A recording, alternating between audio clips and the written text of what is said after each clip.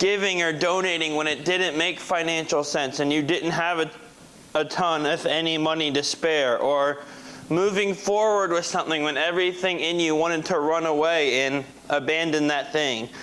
If you've ever faced that kind of moment where obedience felt like a deep sacrifice, you know what it's like to wrestle with trust with God. And today we're in Genesis chapter 22, and that's the type of situation we meet Abraham in our chapter. So before we get to the passage itself, a little bit of background though.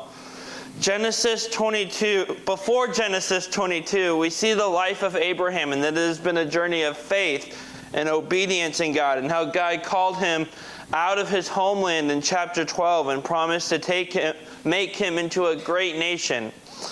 However, Abraham and his wife Sarah were childless for decades, and they tried to fulfill God's promise. God promised them a child. They tried to fulfill that in their own way, even by having Abraham sleep with Sarah's servant Hagar in Genesis 16, who would later give birth to Ishmael. But even through all that, God reaffirmed his promise and his covenant that he would give Abraham and Sarah a son in their old age.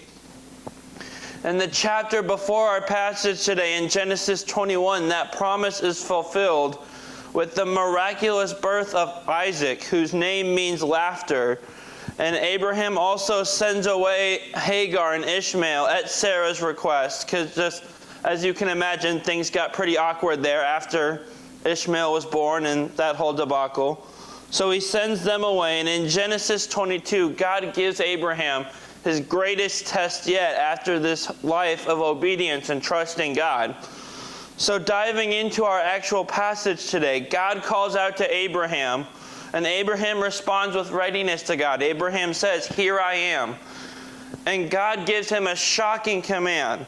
God says to Abraham, "Take your son, your only son whom you love, Isaac, and go to the region of Moriah and sacrifice him there as a burnt offering on a mountain I will show you."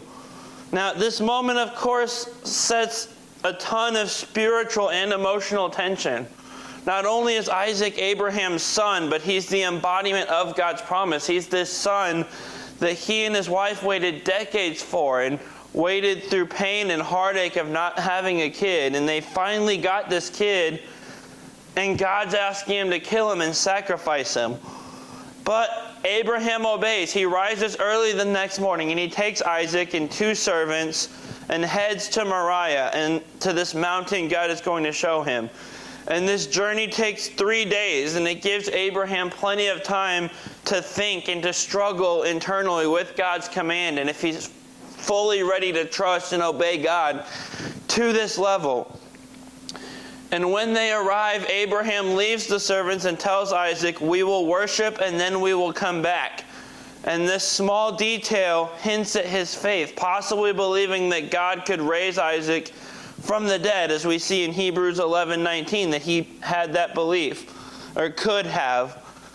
As they walk up in the mountain, Isaac notices that they have wood and they have fire but no lamb. And not understanding what's happening, he asks his dad, "Where is the lamb for the burnt offering?" And Abraham replies, "God himself will provide the lamb." Then, in obedience and in trust, Abraham builds the altar, and he binds his son Isaac and lays him on the wood and starts to raise the knife. And as this tension, as this emotion is all at its peak, and Abraham is moments away from giving up what he treasures most, what he and his wife waited decades for, an angel calls out to him and says, "Abraham, Abraham, do not lay a hand on the boy. Now I know that you fear God, because you have not withheld from him your only son." Abraham then looks up, and in the thicket nearby he sees a ram, the substitute for Isaac. And he ends up sacrificing the ram and names the place, "The Lord will provide," Yahweh Jireh. Then God reaffirms his promise, and he says, "Because you have not withheld your son, I will surely bless you, and through your offspring all nations on earth will be blessed. And our story ends with Abraham and Isaac returning home together, as Abraham had said, on their way up the mountain. So our moral of the story is not to sacrifice your children. We're not talking about human sacrifice today. But what it is that we need to surrender in trust. Surrender in trust to God. And we're going to talk about a few different ways to do that. And the first thing we're touching on is that we need to trust God with what we treasure most. Trust God with what we treasure most. Abraham's love for Isaac ran deep. This wasn't an ordinary child. Like we said, it was the child God had promised him and made him wait for, and finally delivered after decades. And his son that was born after years and years of constant hoping and praying and longing and disappointment. Isaac wasn't just Abraham's joy, but he represented his future, his legacy, and the very covenant God had made with him. So when God asked Abraham to sacrifice Isaac, it wasn't to destroy him, but to deepen his faith and refine his trust. And the true test of surrender never was about releasing things we barely care about. It's about placing into God's hands the things we cherish most. Trusting God at this level means recognizing that everything we have is not truly ours, but it's from Him and it belongs to Him. And that they are gifts entrusted to us to steward for His glory. And it's these moments of painful obedience and hardship that becomes more than just words. It's where our faith becomes real and active and deeply transformative. And when it becomes and has the ability to have that impact on others. Think about a parent who's dropping their kid off at school, whether it's a kindergartner who's going to school for the first time, or a college freshman who's moving away from home for the first time. These parents are dropping their precious kids off at school, trusting that the teachers and the professors and whoever's at the college or the elementary school or whatever school it may be are going to take care of their kids and guide them and teach them. They're putting that trust in the school and in the teachers. And then that same way, in a much deeper level, we need to put that trust in God with the things we treasure. For us to apply this kind of surrender in real life, we need to begin with some honest self-reflection. What is your Isaac? What is that thing that you're most afraid to let go of, that'll be the hardest for you to fully trust in God's hands? Let God have full access to your life, not just the easy parts, but the places where your grip and your hold is the tightest, where you don't want to let go.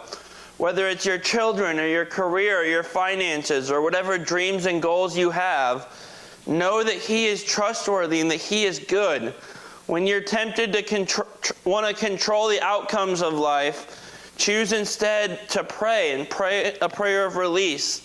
And just say, God, this belongs to you. And you can practice surrender daily by choosing obedience over comfort, which is easier said than done. But it's something we need to do. Choose obedience over comfort, especially when the path forward feels costly. The more we learn to surrender, the more we discover peace, because we're no longer carrying this burden alone. God is carrying it for us. We are in Him. Our second way that we need to surrender and trust is that we need to trust God when it doesn't make sense. Trust God when it doesn't make sense. God gave Abraham a command that appeared to contradict His very promise He had given to Abraham. How could the death of Isaac fulfill the covenant that God had made and fulfill that promise that God had gave him to give him Isaac in the first place? Yet, even though it didn't make sense, even though it was confusing, and I can only imagine what Abraham must have been thinking, Abraham obeyed, walking step by step in faith without understanding how things would work out. A lot of times, we feel this need to understand or know what's happening or know what's going on in life. I know I've always been that way. I'm someone that just always wants to ask why and wants to understand things, especially as a kid and growing up. And a lot of times that would annoy my mom, and my dad a little bit too, but mostly mom, because she would take that as questioning her authority or just not going with it, because not trusting that she knows best. And in a way it was. I don't think it was as much as she thought it was, but that's a different conversation. But in a way it was, and in a way we do that with God. We need to trust that He knows things that we don't, and He sees the bigger picture, and that He knows what He's doing, and that He will give us commands that don't make sense to us but work for our good. And trusting God doesn't mean having all the answers. It means relying on the one who does. And oftentimes God asks us for obedience before He gives understanding. Faith doesn't erase uncertainty, but it anchors us in the certainty of God's character and His reliability and His goodness. When life feels confusing or chaotic, that anchor in Him holds firm and reminds us that God's ways are better and higher than ours. Think about a kid who wants to eat a snack in the evening, but the parent says no. To the kid, that doesn't make sense. They just are hungry and want to eat a little bit of a snack, and they don't know why mom or dad said no. They don't realize that what the parent knows is that dinner time is in a few minutes, or in an hour, that dinner time is close, however it may be, and that eating that snack now would ruin their appetite for dinner. And the kid doesn't realize that that meal coming up is better for them and more fulfilling than the snack they want would be. There will be times when God gives us an answer or directions that don't make sense to us.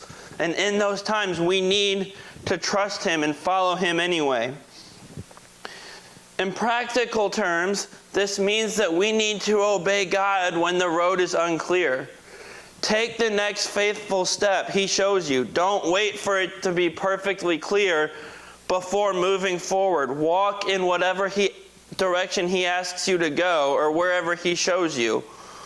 When life feels confusing or doesn't add up, remind yourself of God's past faithfulness. Remind yourself that His way is better and He knows what He's doing, and that He has never failed you before and He won't fail now. Maybe write a journal or pray through moments where you feel led to, or where you trust without explanation, and see how God showed up in those moments. Surround yourself with others who live by faith so they can encourage you when you have these moments where you're struggling with trust and understanding, where you feel that you need understanding. Their stories, these people you surround yourself with that are in Christ also, can become reminders of obedience, and even can lead you to what God has in store for you and what God's best for you is. We also need to trust God to provide. Trust God to provide. At the climactic moment of Abraham's test, God intervened and He stopped Abraham's hand that had the knife in it, ready to sacrifice his son. And He provided a ram for the sacrifice.